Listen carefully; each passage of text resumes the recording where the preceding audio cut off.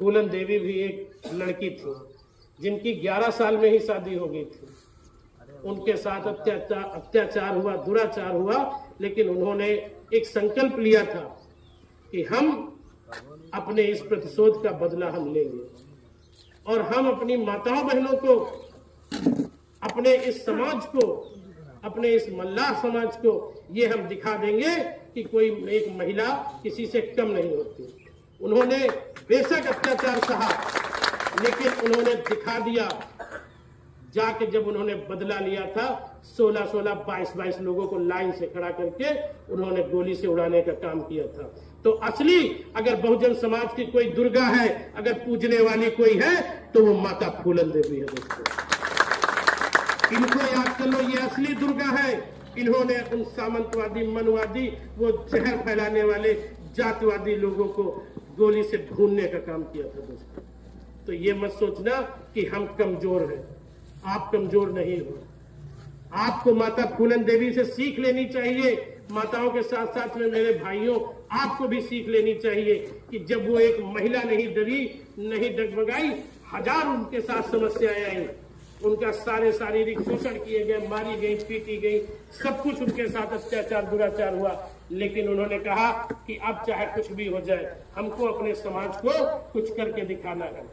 उसके बाद में जब 1996 की सरकार आई, सपा की सरकार आई, तब उनको जो है, उनको दोष सिद्ध किया गया, उनको जीवन दान दिया गया, उनको माफ किया गया, उनकी धाराएं, मुकदमे खत्म किए गए।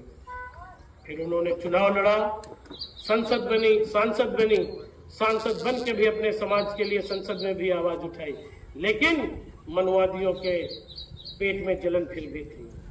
आखिरकार जब दूसरी बार सांसद बनी तो उनके आवास पे जाके पूरे षड्यंत्र के तहत उनको मरवा दिया गया।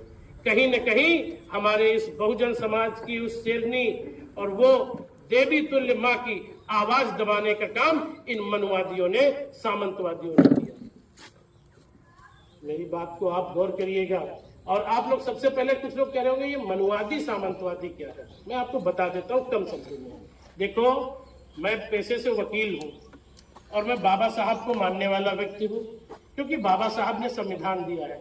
बाबा साहब ने अपने संविधान में सभी जाति, धर्म, समुदाय को बराबरी का अधिकार दिया है। अगर हम लोग भगवान बुद्ध को मानते हैं तो हमको बराबर का अधिकार दिया है। अगर ये अल्लाह को मानते हैं तो अल्लाह वालों को बराबर अधिकार दिया है। अगर ये पंजाबी हैं, वाहेगुरु को मानते हैं तो उनको भी बराबर का अधिकार दिया है। अगर कोई हिंदू भाई है तो उनको, हिंदुओं को जय श्री राम, और चाहे बालाजी, बजरंग बली, नव दुर्गा, सब पूजो, सबको बराबर का अधिकार बाबा साहब ने दिया है। तो मैं यहाँ पे, सबसे पहले आप लोग समझ लीजिएगा, मैं यहाँ पे किसी जाति, धर्म या किसी की आस्था को ठेस पहुंचाने नहीं आया हूं। मैं यहाँ पे किसी देवी देवता की बुराई करने नहीं आया हूं, लेकिन मैं यहाँ पे संवैधानिक बात करने आया हूं। मैं आपको सच्चाई बताने आया हूं। तो इसलिए मैं संविधान को मानने वाला हूं। मैं सभी जाति, धर्म, समुदाय का बराबरी से सम्मान करता हूं। लेकिन दोस्तों, जो बात मैंने अभी बताई, सामंतवादी सोच और मनवादी सोच, इनका मतलब क्या है? मनवादी सोच का तात्पर्य है कि तुम मेरे गुलाम बने रहो। तुमको जो काम बनाया गया था ओबीसी समाज के लोगों कि तुम्हारा ये काम है, तुम मल्लाह हो तो तुम नाव चलाओगे, तुम ये करोगे, तुम सिंघाड़ा उत्पादन करोगे, तुम गुड़िया हो तुम हमारे यहाँ शादियों में पानी भरोगे, तुम नौवा हो तो तुम हमारे नाखून बाल काटोगे, पीठ की मालिश करोगे।